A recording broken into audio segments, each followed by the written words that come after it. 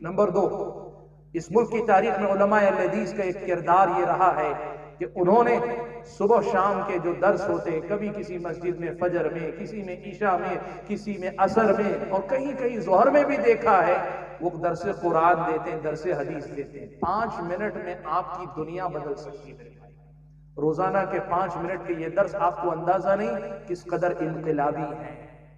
بس دل جمعی کے ساتھ بیٹھنے کی عادت ڈال لو۔ آج آپ جس صبر سے بیٹھے ہیں نا، مجھے تو دیکھ کے لگتا ہے اللہ آپ لوگوں کو جزائے خیر دے، روزانہ کے 5 منٹ تو آپ نکال ہی سکتے ہیں۔ آپ کریں کام اس میں۔ آپ یقین کریں اہل حدیث علماء کی تاریخ ہے اللہ کے فضل و کرم سے کہ نسل نو کی انہوں نے جو تربیت کی، کہ ہمارے بزرگ بیٹھے پوچھئے جن علماء نے، اہل حدیث علماء نے قدیم زمانے میں خدمت کی، وہ ایسے ہی دروس کے ذریعے ان کی تربیت کیا کرتے تھے، اور اس کے نتیجے میں آج ہم یہ دیکھتے ہیں علم بہت زیادہ نہیں لیکن ایمان ہم سے 10 گنا زیادہ اچھا ان کے پاس ہے۔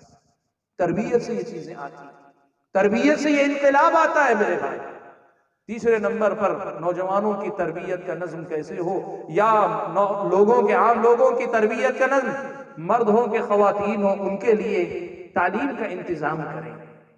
دیکھو بغیر تعلیم کے تربیت ادھوری رہتی ہے۔ آپ کو دین سکھانا پڑے گا، تھوڑا تھوڑا سکھاؤ۔ کیسے؟ ہر علاقے کے حالات الگ ہوتے ہیں۔ آپ نوجوان آ کر بتائیں عالم صاحب کو کہ آپ کب پڑھ سکتے ہیں، کتنا پڑھ سکتے ہیں، وہ کوشش کریں گے خود یا اپنے جیسے علماء سے تعاون لے کر کوشش کریں گے آپ کو پڑھا سکیں۔ ہم نے یہ دیکھا ہے کہیں ایسا ہے کہ 2 سالہ کورس، 3 سالہ کورس، شام کے اوقات میں 2 گھنٹے کے کورس۔ کئی ایسے بھی ہم نے دیکھا ہے صرف سنڈیز یعنی ہفتہ واری جو چھٹی ہوتی ہے، کالجوں کی چھٹی، اسکولوں کی چھٹی، کاروبار کی چھٹی، ان دنوں میں خاص آ کر 2 گھنٹے پڑھ کر جاتے ہیں۔ جو ہو سکتا ہے پڑھتے ہیں، پڑھ کر سیکھتے ہیں۔ ایسے کورس ڈیزائن کرو جو ان لوگوں کے حالات سے بھی میل کھائیں، ان کی ضرورتوں کو بھی پورا کریں اور ان کے لیے آسانی بھی مہیا کریں۔ کوشش کرو ان لوگوں کو سدھارنے سنوارنے کی۔ اور سب سے بڑھ کر میں نے کہا نا، ایک چیز یاد رکھو، اگر کام کرنے کی فکر ہو نا، راستے خود بخود کھلتے جائیں۔ ریاض موسیٰ ملباری رحمہ اللہ جو کہ میدان دعوت میں ہمارے مربی تھے، ان کا ایک مسئلہ مجھے یاد ہے۔ میدان میں غیر مسلموں میں کام کرنے کے سلسلے میں ایک سوال میں نے پوچھا تھا، تو انہوں نے ایک بات کہی تھی کہ دیکھو بیٹا، تم قدم اٹھاؤ، رکھنا کہاں ہے وہ اللہ بتا دے گا۔ تم قدم اٹھاؤ، وہ قدم رکھنا کہاں ہے وہ اللہ تعالیٰ بتا دے گا۔ اور یہ سچ ہے میرے بھائی، تجربہ کر کے دیکھو۔ آپ ارادہ کرو، جمعیت کے ذمہ دار ہیں، علماء کرام ہیں، آپ سیکھنے والے لوگ ہیں، نوجوان ہیں، بزرگ ہیں، خواتین ہیں، جو بھی ہیں، آپ سیکھنے کا ارادہ کرو، یہ سکھانے کا ارادہ کر لیں۔ راستے کیسے نہیں کھولتے دیکھ لیں۔ میں بتاؤں آپ کو، اسباب بھی آ جائیں گے، پیسہ بھی آ جائے گا، وقت بھی نکل آئے گا، سلیبس بھی مل جائے گا، سب ہوگا۔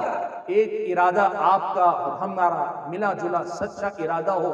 والذین جاہدوا فینا لنہدینہم سبلنا، جو لوگ ہمارے راستے میں کوشش کرتے ہیں ہم ضرور ان کی رہنمائی کرتے ہیں۔ یہ اللہ تعالیٰ کا وعدہ ہے میرے بھائی۔ اس لیے جو پیغام میں دے کر اپنی گفتگو ختم کرنا چاہتا ہوں وہ یہ کہ کوئی طے شدہ ضابطہ نہیں کہ ایسے ہی ہوگی۔ شریعت میں جو ضابطہ مشروع اور مسنون ہے اور بلکہ مردوں پہ فرض ہے وہ جمعہ کی تربیت ہے، اور جمعہ کی تربیت کو مؤثر بنا لو، اور اس کے بعد حالات کے حساب سے جو طریقہ مناسب ہو اپنے اپنے حالات کے حساب سے ترتیب دو، لیکن کوشش کرو خود بن کر دنیا کو بنانے کی کوشش کریں گے۔ آپ اگر چراغ بن جائیں گے، آپ کے اطراف کا اندھیرا کم سے کم دور ہو جائے گا۔ آپ کم سے کم اپنے آپ کو سدھار لیں گے، آپ کا اثر آس پاس کے لوگوں پہ پڑے گا۔ میں آپ کو بتاؤں، یہ باتیں ہم پہلے علماء کی کتابوں میں پڑھتے تھے۔ ابھی قریب میں ایک میڈیکل کی دنیا کے ایک باہر شخص سے ملاقات، اس نے ایک بات کہی کہ سائنس، جدید سائنس یہ کہتی ہے کہ آدمی اپنے پڑوسی کے دل کی کیفیت سے متاثر ہوتا ہے۔ یعنی آدمی جو بازو کھڑا ہوتا ہے نا آپ کے دل کی جو کیفیت، آپ کے دل میں اگر غم کی کیفیت، آپ کے دل میں خوشی کی کیفیت، آپ کے دل میں جو ہے لاپرواہی کی کیفیت، جو کیفیت ہے کہ یہ کیفیت آپ کے پڑوسی پہ اثر انداز ہوتی ہے۔ جدید سائنس اس پہ ریسرچ کر رہی ہے اور کہہ رہے ہیں کہ اس کے امکانات ہم کو نظر آ رہے ہیں۔ سبحان اللہ، کیا مطلب ہوا؟ آپ اندر سے بدل گئے، آپ بازو والے پہ خود بخود اثر انداز ہونے لگے۔ اب یہاں سمجھو قرآن آیت کے اس جملے کا مطلب، اللہ نے فرمایا وَمَنْ أَحْسَنُ قَوْلًا مِّمَّنْ دَعَا إِلَى اللَّهِ وَعَمِلَ صَالِحًا وَقَالَ إِنَّنِي مِنَ الْمُسْلِمِينَ۔ اس وقت سے اچھی بات کس کی ہو سکتی ہے؟ جو اللہ کی طرف بلائے، عمل صالح کرے اور کہے میں مسلمان ہوں۔ آپ کا یہ کہنا میں مسلمان ہوں، یہ خود ایک بہت بڑا پیغام ہے، بات کو میں لمبی نہیں کرنا چاہتا. نسل نو کی تربیت کی ذمہ داری کس پر ہے؟ اس حوالے سے یہ کچھ منتشر باتیں تھی. حقیقت یہ ہے کہ مرض بہت بڑا اور بہت پرانا ہے، اور پرانا مرض جلدی چھوٹتا نہیں، لیکن مریض کا علاج مریض اگر پورے ہمت کے ساتھ ڈاکٹر کا تعاون کرے اور ڈاکٹر بھی پوری دلجمعی کے ساتھ علاج کرے، اور سب سے پہلے اور سب سے بعد اللہ تبارک و تعالیٰ کی طرف سے توفیق اگر مل جائے تو پھر دنیا کا کوئی مرض لا علاج نہیں رہتا. یہی معاملہ قوم و ملت کا بھی ہے. جو باتیں مجھے آج کی اس مجلس میں مناسب لگی میں نے آپ کے سامنے رکھی. میرے بعد بھی آپ کی اس بستی میں جو آپ کے علماء ہیں، اصل آپ کا سرمایہ وہ علماء ہے. ہم جیسے لوگوں کا کیا ہے، ہم کبھی کبھار آتے ہیں ایک پیغام دے کر نکل جاتے ہیں. ہم ہوا کا وہ جھونکا ہے جو خوشگوار تھوڑی دیر کے لیے لگتا ہے. اصل آپ کی کھیتی لہلہاتی ان علماء کی محنتوں سے. آپ ان علماء سے ایسی محبت، ایسی عقیدت، ایسا تعلق رکھیے کہ یہ محبت آپ کے علمی رشتے میں تبدیل ہو جائے.